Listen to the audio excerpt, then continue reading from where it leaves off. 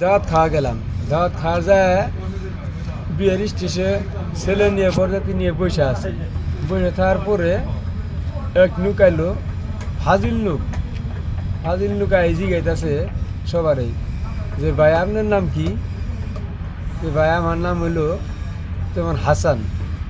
সেই লোকে কইতেছে লো হাসান তো আমার বড় ভাইয়ের পোলার নাম, তাহলে আমার বড় ভাইয়ের পোলাই হয়ে গেলেন গিয়া। যাক কইছে। আবার আরেকজন কইতেছে ওই ভাই আপনার নাম কি? কইলাম আমার নাম দুলাল মিয়া। বলো এটা আঙ্গ তো বড় দুটো পোলার নামই, তাহলে আমি বড় দুটো পোলাই হইলেন গেল গা। পরে আরেকজনের যে গেল যে ভাই আপনার নাম কি? বললাম আমার নাম মুর্শিদ আলী।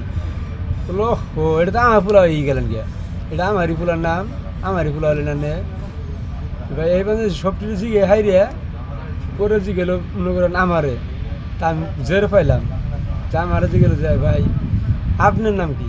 পরে আমি বললাম যে আমার নাম ভাই আমার নাম আব্বা।